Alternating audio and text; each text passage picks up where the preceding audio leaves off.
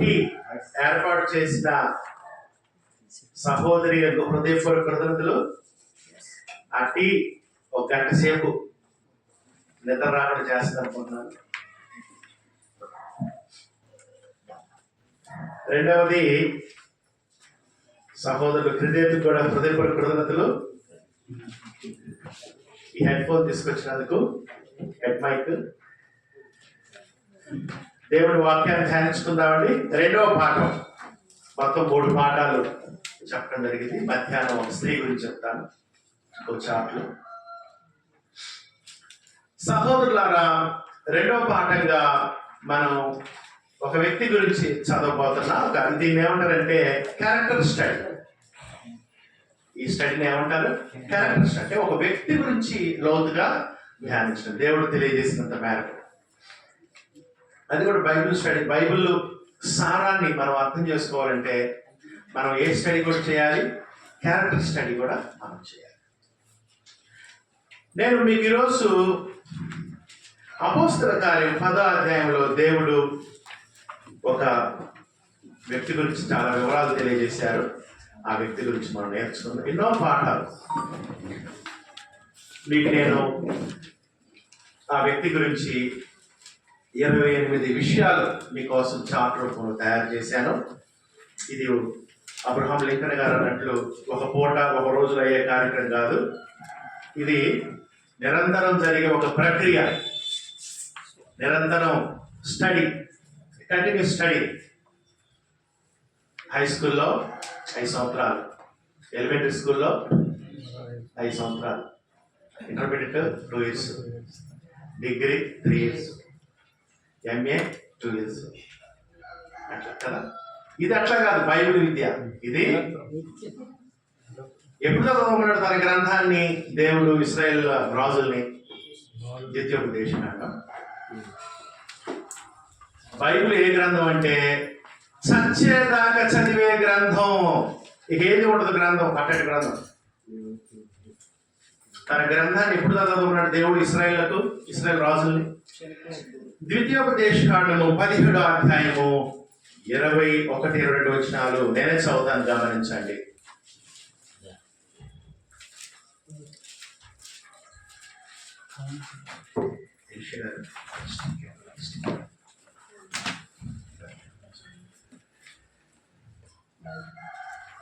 ద్వితీయోపదేశకాండం 17వ అధ్యాయం 22. తాను తన సహోదరుల మీద గర్వించి ఈ ధర్మమును విడిచిపెట్టి కుడికి గాని ఎడమకు గాని తాను తొలగినట్లు తన దేవుడని యెహోవాకు భయపడి ఈ ధర్మశాస్త్ర వాక్యములన్నిటినీ ఈ కట్లను అనుసరించి నడువ నేర్చుకుంటకు అతడు తాను బ్రతుకు దినములన్నిటను ఆ గ్రంథమును చదువుచుండవలెను. దేవుడు ఎట్లాంటి గ్రంథం ఇచ్చాడు మనకి? మన చేతిలో ఉన్న గ్రంథం ఎట్లాంటిదంటే 1 సంవత్సరం చదివితే పోదు, అయిపోదు. 5 సంవత్సరాలు చదివితే అయ్యేది కాదు. ఇది లైఫ్ లాంగ్ చదివే బుక్ మన చేతిలో ఉంది. అందుకని మరి ఎంతవరకు చదివారో మీరు నాకు తెలియదు, కానీ ఈ స్కూల్లో అయితే చచ్చిందాక చదువుతానే ఉండాలి. అందుకని దేవుడి సన్నిధిలోకి వచ్చేటప్పుడు బైబిల్, మంచి బైబిల్, కనపడిన బైబిల్ కాదు. ఒక ముసలాయి చిన్న బైబిల్ తీసుకొని వస్తాడు. మనిషి ఎట్లా అవుతాడు నాకు అర్థం కాదు. మాకే సరిగ్గా కనపడలా. ఏదో స్టైల్కి చిన్న పుస్తకం తీసుకొని వస్తాడు ముసలాయన. మరి ఆ చిన్న పుస్తకం బైబిల్ ఎట్ట కనపడిద్దో, ఏం చదువుతున్నాడు?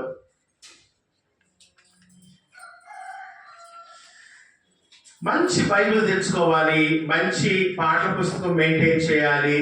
దేవుడి ఇంట్లోకి వచ్చినప్పుడు ఒక కాండాక్ట్ ఉంది, కోడ్ ఆఫ్ కాండాక్ట్ ఉంది. స్కూల్ బుక్స్ లేకుండా ఎవరైనా విద్యార్థి స్కూల్కి వెళ్ళడం చూశారు మీరు? రాణిస్తారా?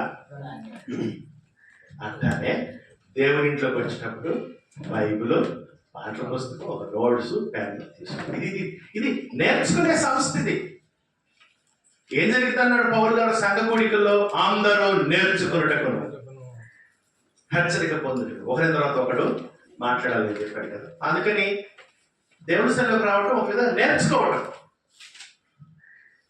అందరూ నేర్చుకోవడమే. పాటల ద్వారా నేర్చుకుంటాం, బోధ ద్వారా నేర్చుకుంటాం, జరిగే కార్యక్రమాల ద్వారా అన్ని నేర్చుకుంటూ ఉంటాం.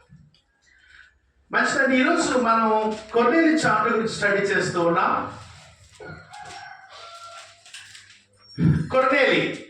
కొర్నేలియస్, ఇంగ్లీష్లో కొర్నేలియస్ అంటారు.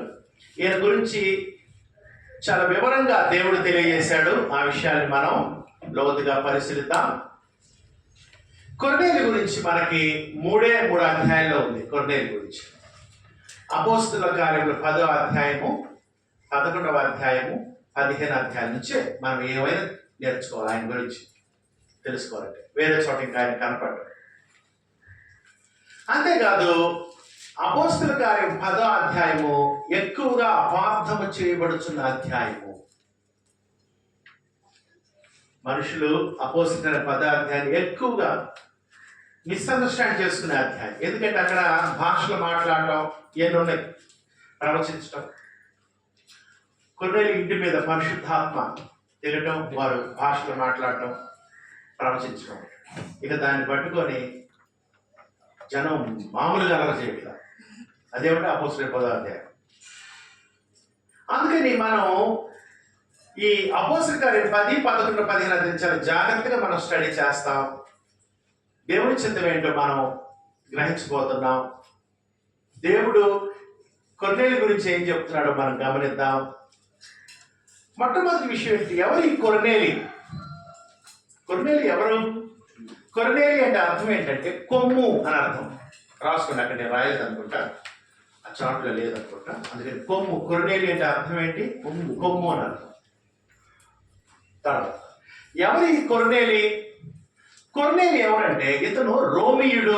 అపోస్తుల కార్యములు ఇతను రోమీయుడు.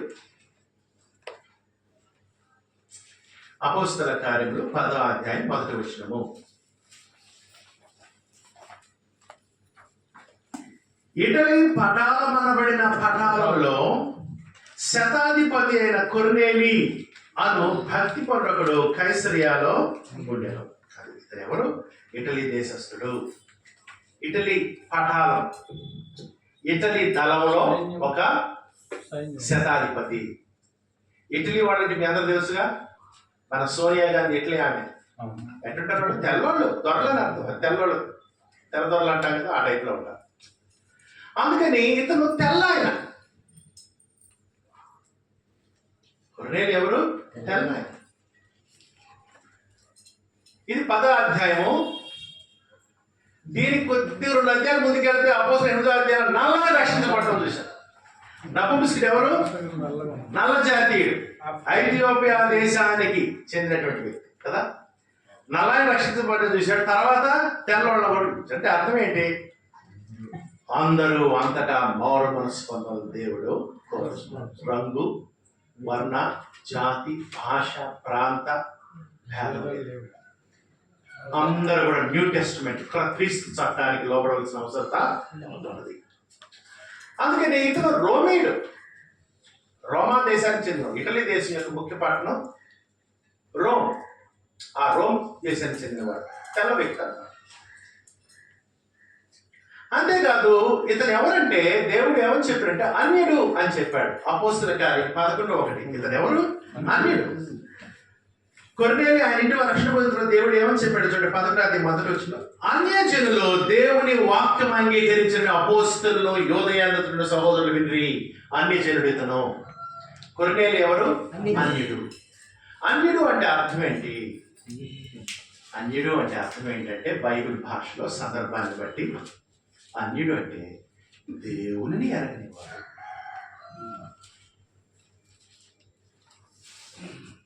అది అన్యుడు అంటే దేవుడు అని వాడు తెలియదు. దేవుడు ఉదాహరణకి విగ్రహాన్ని పూజిస్తున్న మనుషులు చేసిన విగ్రహాన్ని అన్యుడిగా ఎంచబడు. దేవుడు తెలియదు. లేకపోతే నువ్వు ఆవును పూజిస్తున్నావు, జంతువు కోతినో, ఎవరు నువ్వు? దేవుడు తెలియదు. నేను కాగలను. ఉదాహరణకి తులసి చెట్టు చుట్టూ తిరుగుతున్నావు, నీకు ఎవరు తెలీదు? తెలీదు అసలు దేవుడు అంటే. వేప చెట్టు చుట్టూ తిరుగుతున్నావు బొట్లు పెట్టి, నీకు ఎవరు తెలియదు? పావును పూజిస్తున్నావు, నువ్వు ఎవరివి? అన్యుడు. దేవుడు ఎవరో నీకు తెలియదు. ఆ విధంగా అన్యులు దేవుడిని అడిగినవారు. రెండవది అన్యులు ఎవరంటే నిజమునకు దేవుళ్ళు కాని వారికి దాసులు. నిజంగా దేవుడు కాదు, పాడు కాదు, కానీ వీళ్ళు ఏమనుకుంటారు? దేవుళ్ళు కాని వారికి దాసులు. ఒక ఆయన ఆవుకు దండం పెడుతున్నాడు చెత్త కుండి దగ్గర, అదేమో చెత్త మేస్తుంది, దాన్ని దండం పెడితే మనిషి భయపడుతున్నాడు, కొట్టిద్దామని వెనకాలి జాగ్రత్తగా. అది కాలుతో కొట్టిద్దా ఇతను భయం, దాని మీద ఇతను పూజిస్తున్నాడు దాన్ని. కానీ చెప్పులు పక్కనెక్కి దానికి 4-5 సార్లు దండం పెట్టిపో. ఎవరు? నిజమునకు దేవుళ్ళు కాని వారికి. ఈ విధంగా అన్యులంటే. రెండవది అన్యులంటే ఎవరంటే మూడవది అన్యులంటే ఎవరంటే ఇశ్రాయేలీలు కాని వారు. అన్యులంటే ఇశ్రాయేలు ఎవరు? దేవుడే. అన్యులంటే సున్నతి లేని వారు. ఇశ్రాయేలు సున్నతి గలవారు, దేవుడితో నిబంధన, దేవుడు తెలిసిన వాళ్ళకి దేవుడితో నిబంధన సంబంధం. సున్నతి లేని వాళ్ళంటే దేవుడిని ఎరగని వారు, దేవుడితో సంబంధం. తర్వాత అన్యులంటే ఎవరని చెప్పాడు? ఎఫెసీయులకు రాసిన పత్రిక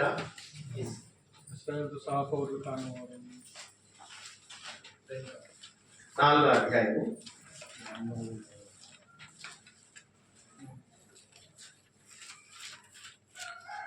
17-18. కాబట్టి అన్ని జనులు నడుచుకున్నట్లు మీరు ఇక మీదట నడుచుకోవాలని ప్రభునందు సాక్ష్యం ఇస్తున్నాను. వారైతే ఎవరు? అని చెప్పి అందమైన మనస్సు గలవారు. ఏ మనస్సు అంటే? గుడ్డి మనస్సు. వాళ్ళ మనోనేత్రాలు వెలిగింపబడాలి, గుడ్డితనం. అందమైన మనస్సు. ఏం అంధత్వం? కళ్ళు అంధత్వం కాదు ఇది. ఇది మనోనేత్ర, మనస్సు, ఆలోచనలు, వివేకం అంధత్వం. అందమైన మనస్సు గలవారై తమ హృదయ కాఠిన్యము వలన తమలోనున్న అజ్ఞానం చేత, ఎవరు వాళ్ళు? అజ్ఞానంతో వాళ్ళు దేవుని వలన కలుగు జీవములో నుండి వేరుపరచబడిన వారు అనిలు. దేవునితో సంబంధం లేనివాడిక తమ మనస్సులకు కలిగిన వ్యర్థతను వాళ్ళ మనసులో ఏం పడదు చేస్తారు. దేవుడి చిత్తం ఏంటి తెలుసుకొని చేయడం ద్వారా వాళ్ళు మనసులో ఏం పడుతుంది. అందుకని అన్యులు. ఇతను ఎవరు? అన్యులు. దేవుడిని ఎరగని వాడు, నిజమునకు దేవుడు కాని వారికి దాసులుగా ఉన్నవాడు, సున్నతి లేనివాడు. ప్రత్యేక ఇక్కడ అన్యుడు అంటే అర్థం ఏంటి? ఈయన సున్నతి లేనివాడు. అంతేకాదు ఈయన తెల్లదోడ, తెల్ల ఆయన. అంతేకాదు ఈయన ఎవరు? శతాధిపతి. అపోస్తలుల 10:1 అంటే ఆర్మీ ఆఫీసర్, అధికారి.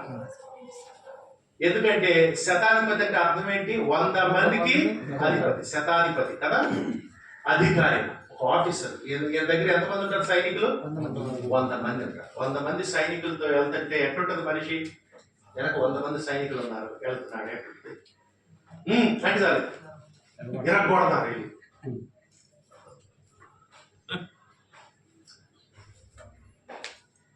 లోపల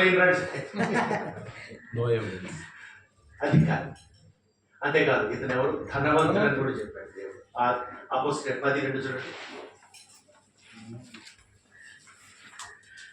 అతడు తన ఇంటి వారందరితో కూడా దేవుని యందు భయభక్తులు కలవాడండి, ప్రజలకు బహుధర్మం చేయొచ్చు. Great giver. ప్రజలకి బాగా ఇచ్చేవాడు. అంటే రిచ్ మ్యాన్. సహజంగా ఈ పొజిషన్ ఉన్న వాళ్ళు రిచ్ మ్యాన్ గానే ఉంటారు, ధనవంతుడు. అంతేకాదు ఇతను ఎవరు? బిజీగా ఉండేవాడు. ఎందుకంటే ఎప్పుడు ఫోన్ వస్తుందో తెలియడానికి ఎప్పుడు ఎక్కడ అల్ల జరుగుతుందో తెలియదు. ఈయన ఇటలీ దేశానికి చెందినవాడు. అయినా ఉద్యోగం ఎక్కడ చేస్తున్నాడు? యోధా దేశంలో చేస్తున్నాడు. యోధా దేశంలో కూడా ఎక్కడ చేస్తున్నాడు? కైసరేయుడి పట్టణంలో చేస్తున్నాడు. అంటే హేరోదు రాజు ఉండే పట్టణం అంటే కైసర్. ఆ యోధా దేశానికి, గలియా దేశానికి ముఖ్య పట్టణంగా ఉన్నటువంటి కైసరియాలో ఈయన ఉద్యోగం చేస్తున్నాడు. ఎందుకు ఈయన తెల్లైన అటు యూరోపియన్ కంట్రీస్ నుంచి, ఎందుకు ఆయన తెల్లైన ఆ దేశం నుంచి సెల్ ఫోన్ ఆఫ్ చేయండి, సైలెంట్ మోడ్.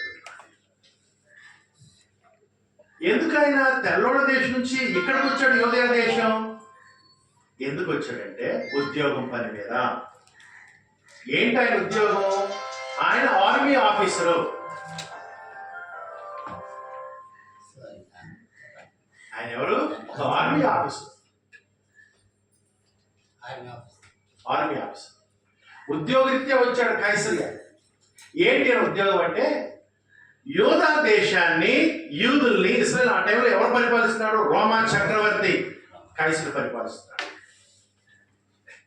ఆల్మోస్ట్ ప్రపంచంలో ఎక్కువ భాగాన్ని కైసరు, రోమా చక్రవర్తి పరిపాలిస్తున్నాడు. పరిపాలిస్తుంటే ఎక్కడన్నా గనక ఏదన్నా దేశస్తులు తిరుగుబాటు చేయడానికి అవకాశం ఉంది. ఎవరికైనా ఇష్టమా ఇతరులు పరిపాలించడం? మనం కూడా బ్రిటిష్ మీద తిరుగుబాటు చేశాం కదా. అట్లానే ఎక్కడన్నా తిరుగుబాటు చేస్తే ఏం చేస్తారు వీళ్ళు? ఇద్దరం మీద తిరుగుబాటు చేస్తే అణిచివేస్తారు.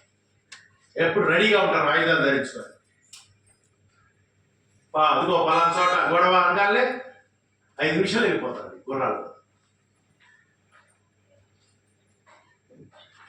ఆ విధంగా బిజీగా ఉన్నాడు ఆర్మీ ఆఫీసర్.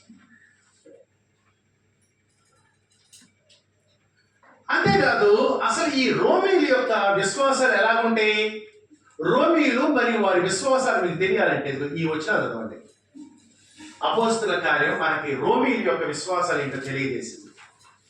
రోమీలు ఆ టైంలో వీళ్ళు తెల్లవాళ్ళు, ఇప్పుడంటే క్రిస్టియన్ అని పిలువబడుతున్నారు కానీ వాళ్ళు క్రిస్టియన్ కంట్రీ అని, అప్పట్లో అట్లా కాదు. వాళ్ళందరూ కూడా విగ్రహారాధనలో ఉన్నారు. అపోస్తుల కార్యం మనకు తెలియజేసింది. రోమీలు మరియు వారి విశ్వాసాలు చూడండి, వారి మత విశ్వాసాలు ఎట్లా ఉంటాయో. రోమా 1:18-32 రోమిలు రాసిన పత్రికలో రోమిల యొక్క విశ్వాసాల గురించి పౌలు గారు తెలియజేశారు. రోమా 1:18-32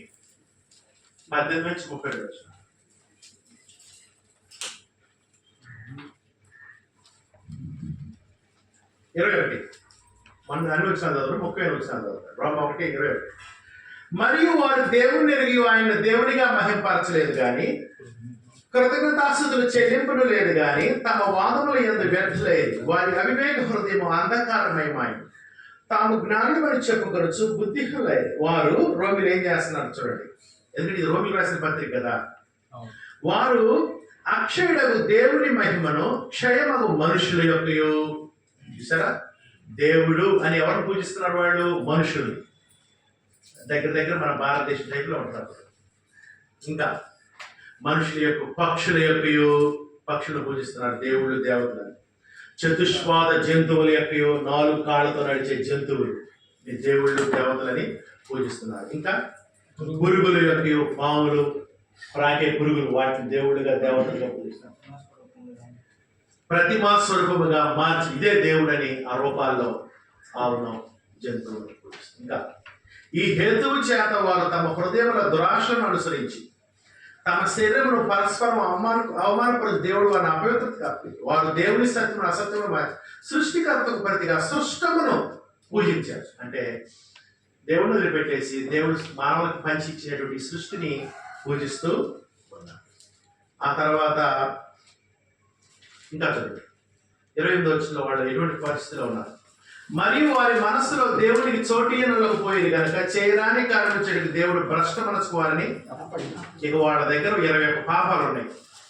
29 అట్టి వారు సమస్తమైన దుర్నీతి, దుష్టత్వము చేతను, లోభత్వము చేతను, ధనాపేక్షగా ఈర్ష్య చేత నిలుకొని మత్సరము, నరహత్య, కలహము, కపటము, వైరమని వాటితో నిండిన వారి కొన్నిగాండ్లు, అపవాదులు, దేవద్వేషులు, హింసకులు, అహంకారులు, బెంకములాడువారు, చెడ్డలు, మాట తప్పువారు, తల్లిదండ్రులకు అవిధేయులు, అనురాగ్రహి, ఇవన్నీ అవలక్షణాలు. అంటే మనిషి నిజమైన దేవుని దగ్గర నుంచి దూరం అయితే ఎలా పాడైపోతాడో ఈ అధ్యాయంలో మనం చూస్తాం. అట్లనే రోమిలు ఏమైపోయారు? నిజమైన దేవుడి నుంచి దూరం వెళ్ళిపోయి లోకానుసారంగా జీవిస్తారు. అది రోమిల యొక్క మత విశ్వాసం. అంతేకాదు రోమిల యొక్క సోషల్ స్టేటస్ ఎలా ఉందో చూడండి. అంటే వీడు లోకాన్ని పరిపాలిస్తున్నారు కాబట్టి ఆ రోజుల్లో రోమా సామ్రాజ్య చక్రవర్తులు ప్రపంచాన్ని ఎక్కువ భాగాన్ని పరిపాలిస్తున్నారు కాబట్టి వాళ్ళ యొక్క సాంఘిక స్థితి అంటే వాళ్ళు ఎవరైతే ఏ దేశాన్ని పరిపాలిస్తున్నారో ఆ దేశంలో వాళ్ళకి చాలా ఎక్కువ విలువ ఉందన్నమాట. రోమిలు అంటే మనుషులు భయపడతారు. అపోస్తలుల 22వ అధ్యాయం తీయండి. రోమిలు అంటే ఆ రోజుల్లో ఏం చేస్తారు? భయపడతారు. ఎందుకంటే పవర్ఫుల్ కంట్రీ అప్పట్లో అది. ఇప్పుడు అమెరికా ఎట్లా అట్లా అంతకంటే ఎక్కువ. అపోస్తలుల 22:24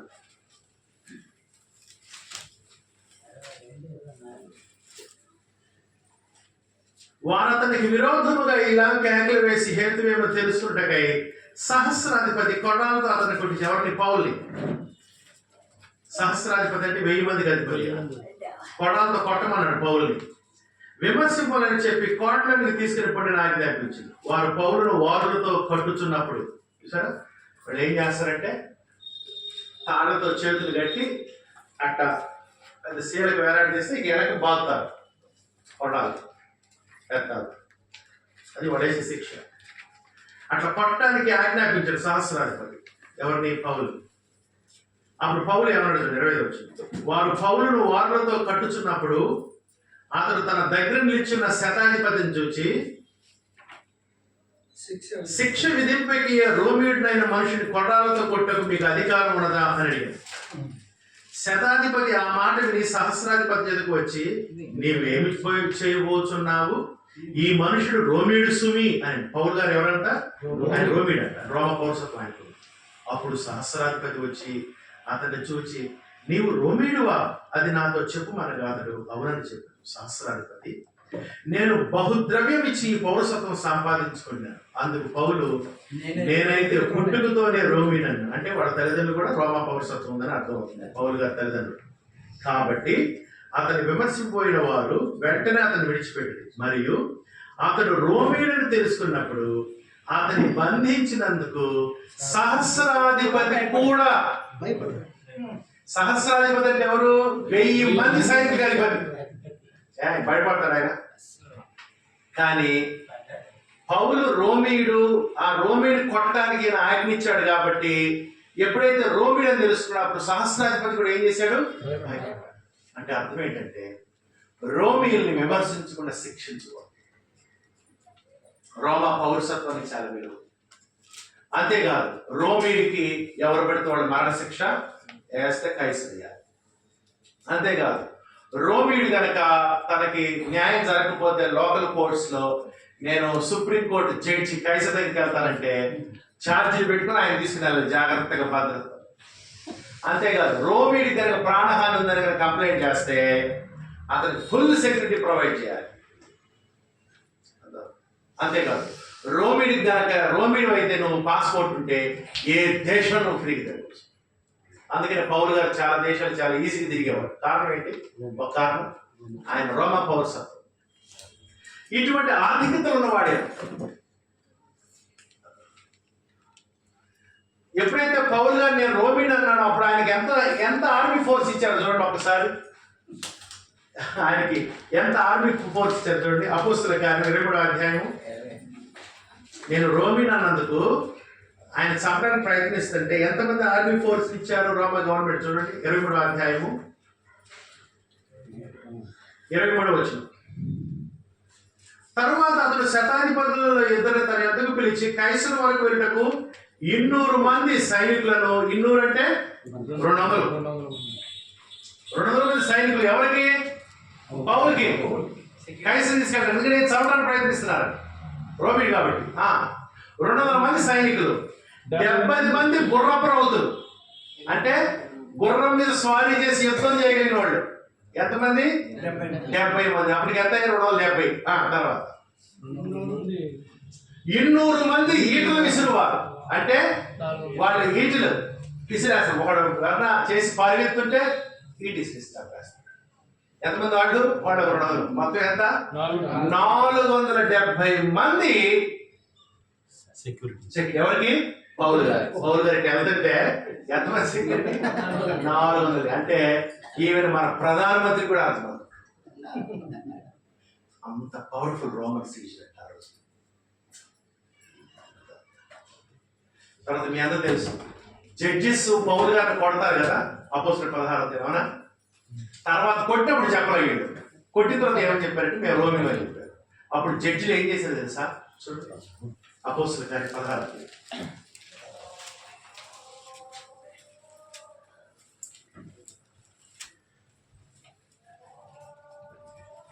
38 వచ్చిన. ఆ బంటులు ఈ మాటలు న్యాయాధిపతులకు తెలపగా, అంటే జడ్జెస్, ఆ సిటీ కోర్ట్ జడ్జెస్, వీరు రోమీలని వారు విని భయపడి వచ్చి, సార్ రోమీలు అంటే ఏం చేస్తారు? జడ్జిస్ అయితే పరిగెత్తుకుంటూ వస్తున్నారు ఆయన దగ్గరికి. జడ్జిలు వచ్చి వారిని బతిమాలి. నిజంగా జడ్జెస్ ఎవరిని బతిమాడుతున్నారు? పౌల్ని, రోమీని. ఎందుకంటే రోమా పౌరస్ అంత పవర్ఫుల్ అనమాట. బతిలాడి వారిని వేడుకొని, అంటే అర్థం ఏంటి?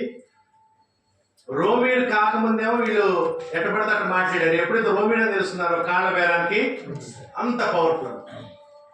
అటువంటి గొప్ప స్థానం కలిగినాడు కొర్నేలి. అర్థమవుతుందండి? అయ్యా నాకు తెలిసినంత వరకు ఈ హాల్లో ఉన్న ఎవడికి ఈ స్థితి లేదు. ఇంత హోదా, ఇంత డబ్బు, ఇంత పవర్, సోషల్ స్టేటస్. మరి ఆయనే ఎలా భక్తి కలిగి ఉన్నాడో మనం చూస్తాం. మరి మనం ఎలా ఉండాలి? రెండో విషయం ఏంటంటే ఇది ఆయన యొక్క సోషల్ స్టేటస్, బ్యాక్గ్రౌండ్. అప్పుడు మనం అంటే నా బ్యాక్గ్రౌండ్ తెలుసా అని, నా బ్యాక్గ్రౌండ్ తెలుసుకుని వచ్చావా అంటుంటా, ఏం లేకపోయినా. అసలు ఆయనకి బ్యాక్గ్రౌండ్ చాలా గొప్పగా ఉంది. రెండోది ఏంటంటే అతని యొక్క భక్తి జీవితాన్ని కూడా దేవుడు ఆయన భక్తి జీవితం ఎలా ఉందో చూద్దాం. నిజమైన జీవము కలిగిన ఏకైక దేవుని యందు భయము భక్తి కలిగిన వాడు. మరి ఈ రోమిలంతా విగ్రహారాధనలో ఉంటే జంతువుల్ని, మనుషుల్ని, ప్రాగే పురుగుల్ని, చతుష్పాదుల్ని పూజిస్తామంటే ఇతనిట్లా నిజమైన దేవుడిని ఎరిగాడు. ఎలా తెలిసింది అంటే ఒకటే మార్గం. ఆ రోజుల్లో నిజమైన దేవుడికి తెలియాలంటే ఎవరికి తెలుసు? అది నిజమైన దేవుని గురించి ఇశ్రాయేలు. వాళ్ళ ఇంటి పక్కన వాళ్ళు ఒకవేళ నీ ఆఫీసులో పనిచేస్తుంటే వాళ్ళ ద్వారా నువ్వు ఆ నిజమైన గొప్ప దేవుడి గురించి తెలుసుకోవచ్చు. అట్లానే కొర్నేలి యూదుల ద్వారా గొప్ప దేవుడి గురించి తెలుసుకుంది. ఎందుకంటే ఆయన కైసరలో ఉంటున్నాడు కదా, అది యూదు ప్రదేశాలు కదా, బహుశా సమాజ మందిలోకి వెళ్ళి వింటా తెలుసుకుని ఉండొచ్చు. అందుకని నిజమైన జీవం గల ఏకైక దేవుని భయభక్తి వాడు. ఎందుకంటే ఏమని చెప్పాడు చూడండి అక్కడ దేవుడు, అపోస్తలుల 10వ అధ్యాయము మొదటి వచనం. ఇటలీ పటాలమనబడిన పటాలంలో శతాధిపతి అయిన కొర్నేలియాను భక్తి పరుడు కైసరియాలో, ఇతను భక్తి పరుడు, దేవుని యందు భక్తి భయం కలిగిన. ఇంకా అతడు తన ఇంటి వారందరితో కూడా దేవుని యందు భయభక్తులు కలవాడండి. అది నిజమైన దేవుడిని ఎరిగిన వాడు. అన్యుడైనప్పటికీ ఫస్ట్ అన్యుడు, తర్వాత ఏం చేశాడు? నిజమైన దేవుణ్ణి. మనం ఎవరిని ఎరిగాం? మనం చెట్టునాం అని దీన్ని ఆపటం వచ్చి మనం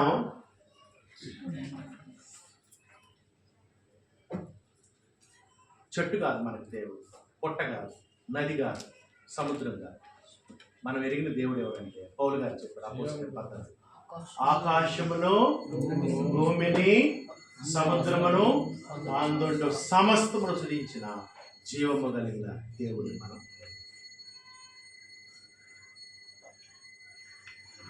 వీళ్ళు ఎరిగిన అనిలు ఎరిగిన దేవతలు దేవుళ్ళు ఎవరు? పోలేరమ్మ, అంకాళమ్మ, ముత్యాలమ్మ, తెల్లమైసమ్మ, ఇక చెట్టు చుట్టూ దాన్ని చీర చుట్టాము. నేను తిరుపతి వెళ్తే ప్రతి చెట్టుని పట్టాడు. ప్రతి జ్ఞాపశక్తికి పట్టుకోవాలి. మనం ఆరాధించే దేవుడు ఎవరు? ఆయన ఆకాశమునకును భూమికి సముద్రమును అందును సమస్తమును సృష్టించారు దేవుణ్ణి. మన జీవము గల దేవుడు. అందుకనే మనం బొమ్మను పూజించం, చిత్రపటాలని పూజించం. ఈయన కూడా అట్లానే మనం కూడా ఇదివరకు అట్లనే కదా, మన తాతలు ముత్తాతలు ఎట్లయితే జీవముల దేవుడిని అడిగాం, అట్లనే ఈయన కూడా ఏం చేశాడు? వాళ్ళ ద్వారా అన్ని జనులుగా ఉన్నటువంటి అతను నిజమైనటువంటి దేవుడిని ఎరిగాడు. అంతేకాదు ఇతను భక్తి, దేవుడు అంటే భయభక్తులైన వాడు, నిజమైన దేవుడిని ఎరిగి నిజమైన భయభక్తులైన వాడు. అంతేకాదు దేవుడు ఇతని గురించి ఏమని చెప్పాడంటే, ఇతను భక్తి కలిగిన వాడే కాదు, ఇంటి వారందరితో కూడా భయభక్తులైన వాడు. అపోస్తలుల కార్యం 10:2. నీ భక్తి ఏం చేస్తుంది? భక్తి నిజంగా పురుషుడు, అసలు ఒక పురుషుడు ఎట్లా జీవించాలో చూపిస్తాడు దేవుడు కొర్నేలి ద్వారా. మగాడు ఎట్లా జీవించాలి, దేవుని దృష్టిలో మగాడు అన్నప్పుడు ఎలా నడుచుకోవాలి అనేది మనం చూస్తాం. ఒక పురుషుడు నుంచి దేవుడు ఏం ఆశిస్తున్నాడు? సహోదరుడు ఇతను ఏం చేశాడు? తన ఇంటి వారందరితో కూడా భయభక్తులు. అపోస్తలుల 10:2. అతడు తన ఇంటి వారందరితో కూడా దేవుని యందు భయము భక్తి. గుర్తుపెట్టుకోండి, నిజంగా కనుక ఇక్కడ పురుషులు చెప్తున్నాయి మాట, మీరు కాదు పక్కన పురుషుడు. నీకు నిజంగా భక్తి భయం దేవుంటే ఏమైంది తెలుసా? నీ భక్తి శ్రద్ధలు ఎవరిని కూడా ఇన్ఫ్లుయెన్స్ చేస్తుంది, నీ భార్యని పిల్లల్ని ఇన్ఫ్లుయెన్స్. లేదు, నీ భార్య పిల్లలు ఇన్ఫ్లుయెన్స్ కావట్లేదు, విశ్వాసం రావట్లా, భక్తి జీవితం రావట్లేదు అంటే అర్థం ఏంటి? నీది సరైన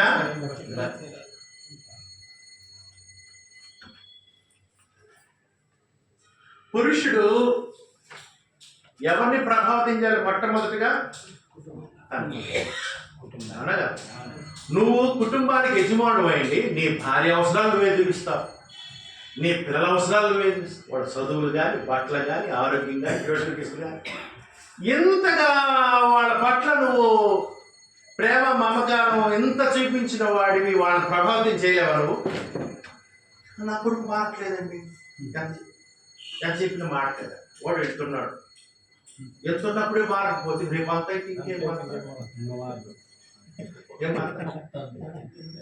ఎంతుంటాడు పిల్లడు? నా కొడుకు నా మాట్లాడట్లేదు, ఏం చేయాలి అర్థం కావట్లేదు. ఎత్తు లాభం లేదు, పిల్లడు దెబ్బలు కొట్టి అయిపోతుంది మొత్తం.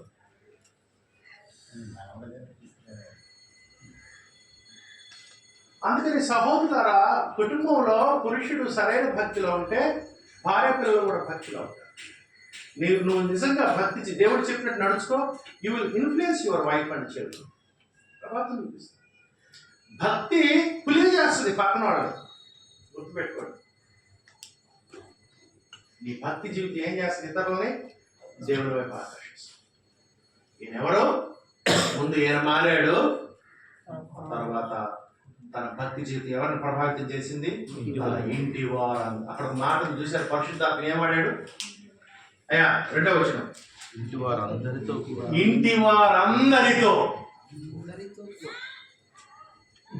ఆ మాట గొప్ప విషయం కాదు. మరి మన సంగతి ఏంటి? నీ కొడుకు నమ్మి బాబు తీసుకున్నాడు, 2 కొడుకులు, నీకున్న 3 కొడుకులు, 1 కూతురు, ఇంటి వారు. నేను బిజీ, నేను ఉదయం డ్యూటీకి పోతే నీకంటే బిజీ ఆయన. ఓరక కుటిసార్లు చెప్ప, నీకంటే ఆయన బిజీ. ఆయన అంత బిజీ నువ్వు? ఆయనకి ఎప్పుడు ఫోన్ వస్తుంది తెలియదు, ఎప్పుడు ఆయన కాసుకొని ఉండాలి. అర్ధరాత్రి ఫోన్ వెళ్ళిపోవాలి. 100 మంది సైనికులు అధిపతారు, లెక్కలు రాయాలి, అప్పచెప్పాలి, డబ్బుని జాగ్రత్తగా అధికారాన్ని వాడాలి. ఇంటి వారందరితో కూడా దేవుని ఎందుకు భక్తి వాడు. ఆ తర్వాత ఇతను ఇంకా ఎవరిని ప్రభావితం చేశాడు? తన యొద్ద ఉన్న 100 మంది సైనికులు ఒకరిని కూడా భక్తి కలిగినాడు. అపోస్తలుల 10:7. అతనితో మాట్లాడిన దూత వెళ్ళిపోయిమట అతడు తన ఇంటి పని వారు ఇద్దరిని తన యొక్క ఎల్లప్పుడూ కనిపెట్టుకుని ఉండు వారిలో భక్తి పరులకు ఒక్క సైనికుడు. 100 మంది ఆయన కింద ఉంటారు సైనికులు, వీళ్ళందరికీ ఆయన అధిపతి. ఎంతమందిని మార్చాడు? ఆఫీసులో కూడా అంటే అర్థం ఏంటి? నీ భక్తి జీవితం ఇంట్లోనే కాదు, ఆఫీసు కూడా ప్రభావితం చేస్తుంది. ఆఫీసులో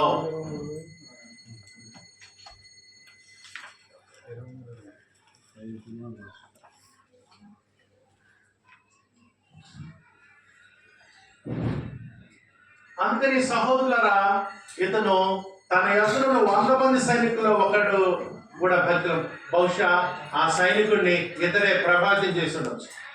తర్వాత ఇతను ఎవరంట? విగ్రహారాధన విడిచిపెట్టి తన భక్తిని మార్చుకున్న వాడు. వాళ్ళ తాతలు ముత్తాతలు అంటే ఎవరు? కానీ తను ఏం చేశాడు కదా, ఆ విధంగా తన భక్తి జీవితాన్ని మార్చుకున్నవాడు. అందుకని కొన్నేళ్ళు భక్తి జీవితం చూసారా ఇంత గొప్పగా ఉందో. ఆ తర్వాత 3వ విషయం ఏంటంటే, ఇతను ప్రజలకు బహు ధర్మము చేయవాడు. అపోస్తలుల కార్యం 10:2.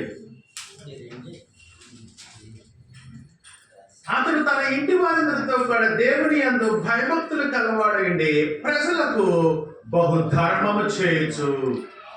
అది ఎవరితను? ధర్మము చేసి అంటే అర్థం ఏంటి? తన చుట్టుపక్కల ఉన్న ప్రజల్ని ప్రభావితం చేసేవాడు. ప్రజలకు బహు ధర్మము చేయొచ్చు అంటే అర్థం ఏంటంటే, సహోదరులారా, దేవుడిని వెళ్తున్న వాడు ఏం చేస్తాడు? ఇతరులకు సహాయం చేస్తాడు. ఏం చేస్తుంటాడు? సహాయం.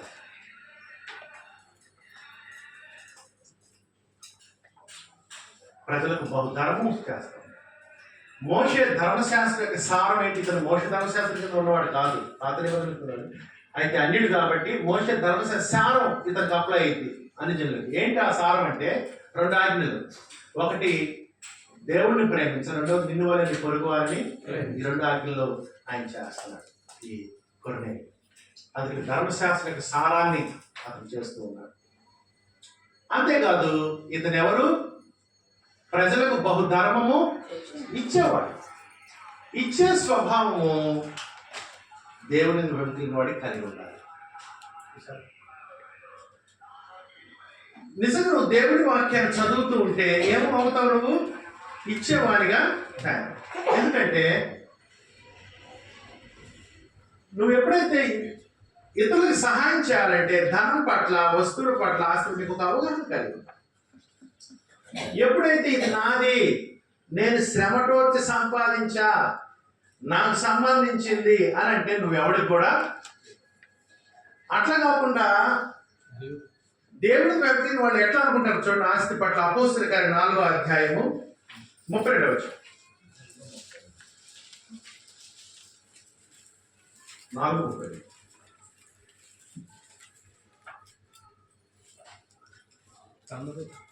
విశ్వసించిన వారందరూ ఏక హృదయములు ఏకాత్మీయ గలవారండి. చూడండి క్రైస్తవుల యాటిట్యూడ్ అయితే చూడండి. వస్తువుల పట్ల, ఆస్తిపాస్తులు. ఎవడును తనకు కలిగిన వాటిలో ఏది తనది అని అనుకోలేదు. అందుకని క్రైస్తవుల ఆలోచన వేరుగా ఉండాలి. ఎందుకంటే దేవుడు నాకు ఇచ్చాడు, నాకు ఉన్నదంతా దేవుడు ఇచ్చాడు. దేవుడు నాకు ఇచ్చాడు, నేను కూడా ఇతరులకి అప్పుడు నీకు ఇచ్చాను అవసరం. అట్లా కాబట్టి ఇదంతా నాది, నాకు సంబంధించింది, నేను శ్రమతోటి పనిచేసి, నేను రెక్కలు డొక్కలు చేసుకుని సంపాదించింది నువ్వు ఎవరు చెవు. అట్లా కాకుండా దేవుడు నాకు ఇచ్చినటువంటిది అనే ఆలోచన ఉంటే మనం ఇతరులకు ఇవ్వడానికి సహాయపడాలి. అందుకని ఇతను ప్రజలకు బహుధర్మము, దేవుడి ప్రిన్సిపల్స్ మీద అతను నిలిచినట్లుగా మనం చూస్తాం. దేవుడు ఇచ్చేవాడు, మనం కూడా ఎట్లా ఉండాలి? ఇచ్చేవాడు. ఇచ్చే స్వభావం ఎవరి గుణం? దేవుడి గుణం. దేవుడు ఎవరిని ఇచ్చాడు? తన కుమారుని కూడా మన కొరకు ఇచ్చాడని. 4వ విషయం ఏంటంటే ఇతనిలోని ఇంకొక గొప్ప లక్షణం, ఇతను ఎల్లప్పుడూ ప్రార్థన చేయవాడు. అపోస్తలుల కార్యం 10:2. ఒక భక్తి పరుల్లో కావాల్సిన లక్షణాలు ఇవన్నీ కూడా. తన ఇంటి వారందరితో కూడా దేవుని వ్యక్తులు కలవాడండి, ప్రజలకు బహుధర్మము చేయొచ్చు, ఎల్లప్పుడూ ప్రార్థన చేయువాడు. అది అయ్యా భక్తి పరుల్లో ఉండాల్సిన ఇంకొక లక్షణం ఏంటి? ఎల్లప్పుడూ ప్రార్థన చేసేవాడు. ఆయనకి అసలు తీరుకుంటుందా? ఆయన తీరుకుంటుందా? ఆయన బిజీగా ఉండేటువంటి అయినప్పుడు కూడా ఏం చేస్తున్నాడంట? అది కొన్ని ప్రార్థన చేస్తున్నాడు. ఈ మాట గుర్తుంచుకోండి, క్రైస్తవునికి ప్రార్థన జీవితంలో భాగమై ఉండాలి. మీరు అనొచ్చు, నాకు కుదరట్లేదండి. ఎక్కడండి? అసలు గొప్ప అధిపతి ఎవరు? దానియేలు. బబులోను చక్రవర్తి దగ్గర పనిచేస్తున్నాడు, లేదు ప్రధానమంత్రి కాదు, 3 అధికారుల్లో చీఫ్. అవునా? దానియేలు ఎన్ని సంస్థానాలు? 127 సంస్థానాలు. కుష్ మొదలుకొని భారతదేశం, హిందూ దేశం. అంత గొప్పగా అధిపతిగా ఉన్నటువంటి దానియేలు సైతం ఏం చేసేవాడు? అంత బిజీగా ఉన్న ఇంటర్నేషనల్ ఆఫీసర్ అయినా, చీఫ్ మినిస్టర్ అయినా ఏం చేశాడు? చీఫ్ ప్రైమ్ మినిస్టర్ అయినా ఏం చేశాడంటే రోజుకి 3 సార్లు ఇంటికి వచ్చి కిటికీలు ఎరుషలేము తీసి 3 సార్లు ఆయన ప్రార్థించాడు. అంటే అర్థం ఏంటంటే, నీకు మనసు ఉండాలే కానీ నువ్వు ఎంత బిజీ అయినా, ఏ స్థాయిలో ఉన్నా కానీ ప్రార్థన చేయవు. నీకు ఉండాలి మనసు, దానికి సిద్ధపాటు కలిగి ఉండాలి. ఆ విధంగా ఇతను ఎల్లప్పుడూ ప్రార్థన చేసేవాడు. అక్కడ 30 వచ్చిన చూడండి, 10:30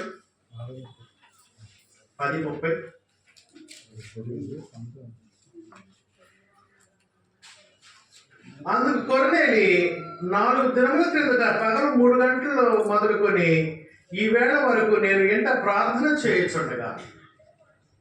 సరే, కొర్నేలి ఎవరు? ప్రార్థనా పరుడు. ఎల్లప్పుడూ మనం ప్రార్థన చేయాలి. ప్రార్థన చాలా ప్రాముఖ్యమైనది. ఓకేనండి? ఎవరి కొరకు ప్రార్థన చేయాలి? అందరి కొరకు. ఎప్పుడు ప్రార్థన చేయాలి? ఎల్లప్పుడూ. ప్రార్థన అంటే మనం దేవుడితో మాట్లాడటం. వాక్యం అంటే దేవుడు మనతో మాట్లాడటం. 2 ఇంపార్టెంటే. మనం దేవుడితో మాట్లాడటం ప్రార్థన, దేవుడు మనతో మాట్లాడటం వాక్యం. వాక్యం ఏంటో దేవుడు మనతో మాట్లాడటం. అందుకని ఈరోజు ప్రార్థన చేసుకోలేదు అనుకో, ఏమని చెప్పాలి మనం? ఈరోజు నేను దేవుడితో ఒక మాట కూడా మాట్లాడేది అనుకోవాలి. ప్రార్థన అంటే దేవుడితో సహవాసం, సంబంధం. ఆ తర్వాత 5వ లక్షణం ఏంటంటే, ఇతను నీతిమంతుడని దేవుడు తెలియజేశాడు. ఎవరితను? నీతిమంతుడు. 10:2 అదే. అందుకు వారు నీతిమంతుడును దేవునికి భయపడువాడును అన్నాడు. నీతిమంతుడు అంటే దేవుని నీతి న్యాయాల ప్రకారంగా నడిచేవాడు నీతిమంతుడు. దేవుని యొక్క నీతి న్యాయాల ప్రకారం నడుస్తున్నాడు. ఎవరు? కొర్నేలి. 6వది ఏంటంటే, కొర్నేలి మంచి పేరు పొందినవాడు. 10:2 క్షమించండి, 10:2 అని రాశాను. 10:2 అయ్యా కరెక్షన్ చేస్తాను.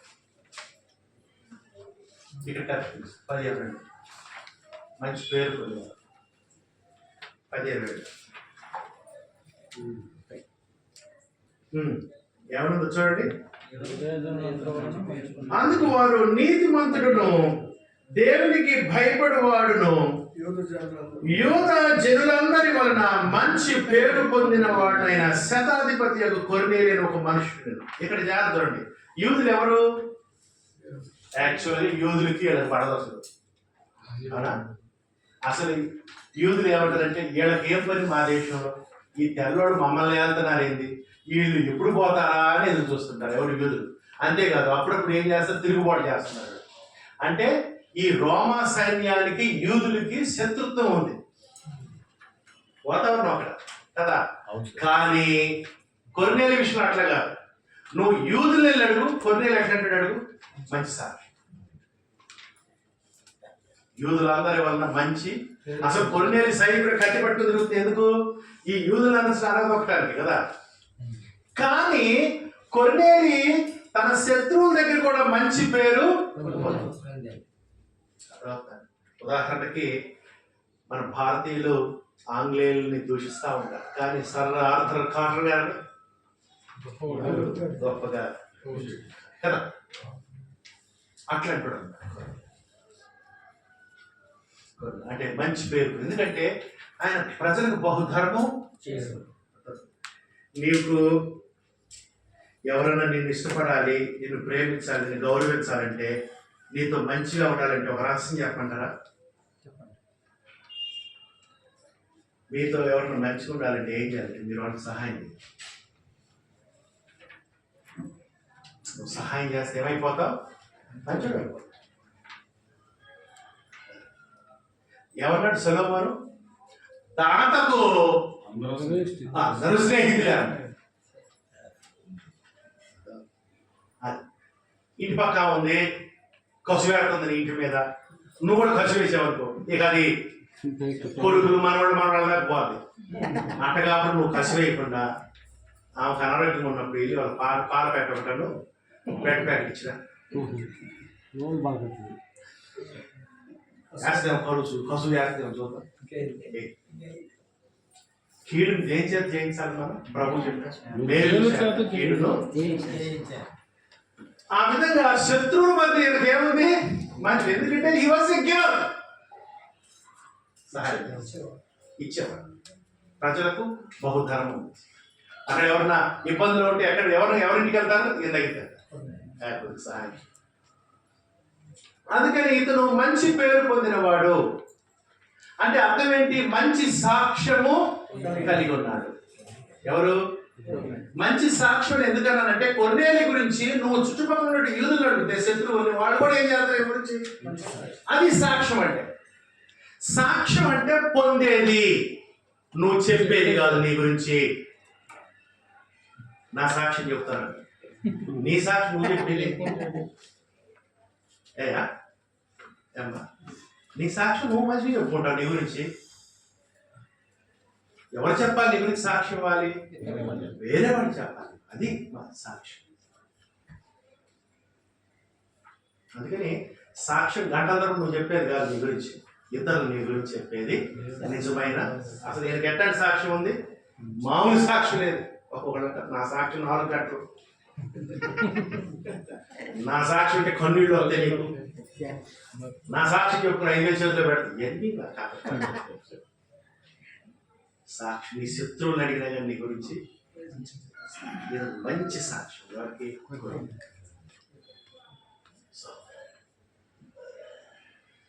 అందుకని పరలోకం ఏ వైపు చూసింది? దేవుని అనాథ సంకల్పం క్రీస్తు యేసులో ఇశ్రాయేలు యూదులను కూడా ఏకం చేయాలి. చూశాడు దేవుడు అన్ని జనులు. ఎవరు కనపడ్డారు ఆయనకి పాత్ర?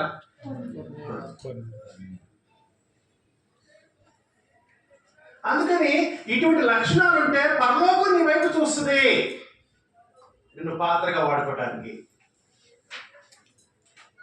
మంచి సాక్ష్యం. 7వ విషయం, పాత నిబంధన కాలంలో ఇతను ఏ కాలం చెందినవాడు? తర్వాత కొత్త నిబంధన, ఉన్న కాలం కొత్త నిబంధన కూడా వచ్చింది ఇదే కాలంలో. దానికి ముందు పాత నిబంధన కాలానికి సంబంధించి.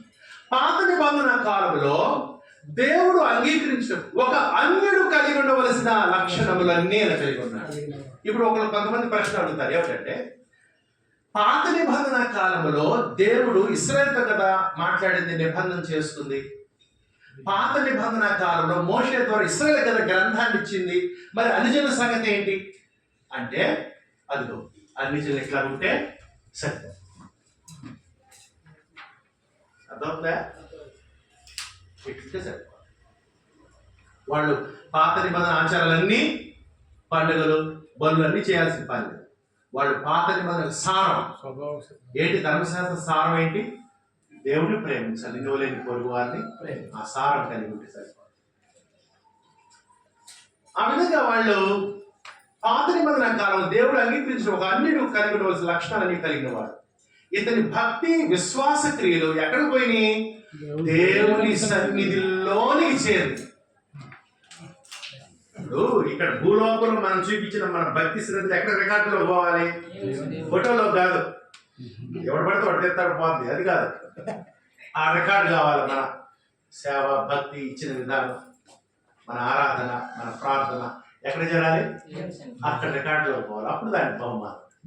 ఈయన భూలోకంలో చూపించిన భక్తి శ్రద్ధలు ఎక్కడ రికార్డు అని చెప్పాడు దేవత. అక్కడ నుంచి వచ్చాడు ఒక ఆయన పరలోకం నుంచి వచ్చి ఏమని చెప్పాడు చూడండి, అపోస్తలుల 10:4.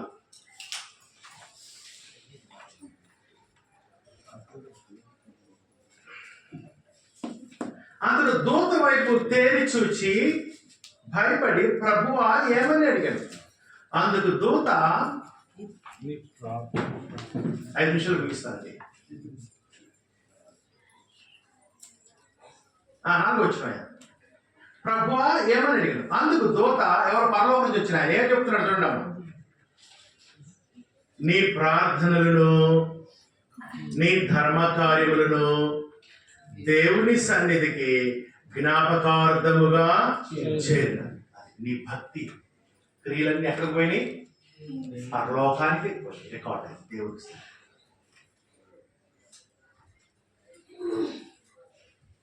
ఇతని భక్తి విశ్వాస క్రియలు దేవుని సన్నిధి. 10:31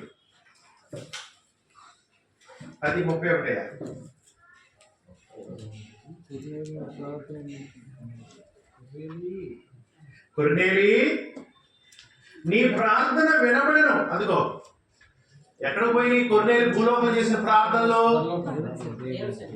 ఎవరి చెవుల్లో పోయినాయి? దేవుని చెవుల్లో పోయినాయి.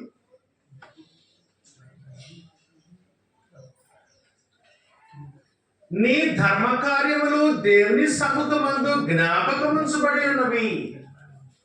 అది అంటే సరైనటువంటి సంబంధం కలిగి ఉన్నాడు దేవునితో. జాగ్రత్త. కొర్నేలి ఒక పురుషుని పుట్టక పుట్టినందుకు, ఏ పుట్టక పుట్టాడు? పురుషుని పుట్టగా పుట్టినందుకు కొర్నేలి ఒక మంచి భర్తగా ఉన్నాడు. అవును కాదు? కుటుంబాన్ని భక్తులు నడిపించాడు లేదా? ఒక మంచి తండ్రిగా ఉన్నాడు. పిల్లలు కూడా నడిపించాడు లేదా? ఒక ఎంచి యజమానుడుగా ఉన్నాడు. తన దగ్గర పనిచేసే దాసుడు సైనికుడు మార్చాడు లేదా? మంచి పొరుగువారిగా ఉన్నాడు. ఇతరులతో ఎట్లా ఉన్నాడు? భద్రత చేస్తాడు. మంచి నాయకుడు అంటే తన కుటుంబాన్ని ముందుండి, ఈ నాయకుడే కాదు, ఒక్కొక్కరు ఇక్కడ బాగా నాయకులు ఉంటారు, ఇక్కడికి వచ్చి ఇంట్లోకి వచ్చి ఫెయిల్ అవుతారు. భార్య పిల్లలు దేవుళ్ళకి నడిపించలేక ఫెయిల్. వీళ్ళే బోరకు ప్రార్థన. ఆడ హిట్, ఈడ పట్టు,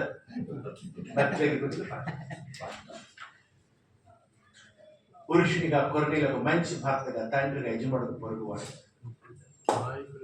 అంటే దేవుడు పురుషుడికి ఇచ్చిన బాధ్యతలని శ్రాయశక్తులా నిర్వర్తించిన వాడు. దేవుడు తనకు అప్పగించిన పనిని అతను చక్కగా నెరవేరుస్తూ. అందుకని యోహాను సువార్త 17:4 ఏముంది? యేసు ఒక మాట చెప్పాడు చివరిగా. కంఠస్థ వచ్చినవయ్యా 17:4. చేయుటకు నీవు నాకు ఇచ్చిన పని, అది చేయుటకు. నీవంటే ఎవరు? దేవుడు. దేవుడు ప్రతి వ్యక్తికి ఏమిస్తాడు? పని ఇస్తాడు. బాధ్యత ఉంది ప్రతి ఒక్కరికి, స్త్రీగా పుట్టిన, పురుషునిగా పుట్టిన. ఏం చేయాలి? దేవుడు మనకిచ్చిన పని చేయుటకు నీవు నాకు ఇచ్చిన పని నేను సంపూర్ణముగా.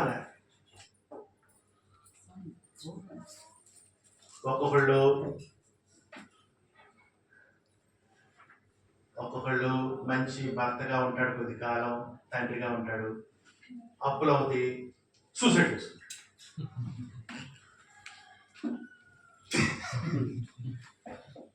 అనొచ్చా మాటను అసలు? సూసైడ్ చేసుకున్నాడు అన్నమాట. నీవు నాకు ఇచ్చిన పని సంపూర్ణ భూమి మీద నిన్ను మహిమించు. ఒక స్త్రీ కూడా చక్కటి పిల్లలు, 3 పిల్లలు, చిన్న చిన్న పిల్లలు. భర్త అంట పండక్కి నల్లపూసల దండ చేయిస్తారు, చేయొచ్చు. ఏమందరూ చెప్పుకుంటారు, ఓ పండక్కి వస్తున్నాను నల్లపూసల దండ చేసుకుంటారు. ఇవేం కావమ్మా, దీని బతికేకంటే నీవు నీ పని నిర్వర్తించావా సరిగ్గా? స్వార్థపూరితురాలువై నీ నల్లపూసల దండ కోసం వీళ్ళందరినీ, భర్తని, పిల్లల్ని, నిన్ను కన్నా తల్లిదండ్రులు అందరికీ దుఃఖాన్ని నిలిచి దేవుడు నీకు ఇచ్చిన పని పూర్తి నెరవేర్చావు. కానీ మనిషి జీవితం ఏంటి? ఈ లోపల మన గమ్యం, గురి ఏంటి? చేయుటకు దేవుడు నాకు ఇచ్చిన పనిని సంపూర్ణంగా నెరవేర్చు. భూమి మీద నిన్ను దేవుడికి ఎప్పుడు మహిమ? దేవుడు మనకిచ్చిన బాధ్యతలు, కష్టమైన, ఇబ్బంది అయిన, వ్యాధి వచ్చింది, శ్రమ వచ్చింది, అవమానం వచ్చింది, దేవుడి కోసం బ్రతికి దేవుడిచ్చిన బాధ్యతలు నిర్వర్తించి ఈ లోకాన్ని విడిచిపెడితే అలా నమ్మకమైన మంచి దాసు అని ప్రభు. ఆ విధంగా కొర్నేలి దేవుడు ఆయనకి ఇచ్చిన పనిని నిర్వర్తిస్తున్నటువంటి గొప్ప నాయకుడిగా. పాత నిబంధన కాలంలో దేవుడు అంగీకరించిన ఒక అన్నిటికి ఏం కావాలని. అయితే 8వ విషయం నుంచి ఏంటంటే దేవుడు ఇప్పుడు క్రొత్త చట్టాన్ని తీసుకొచ్చి, ఏంటి ఆ చట్టం? క్రీస్తు చట్టం అమల్లోకి వచ్చింది.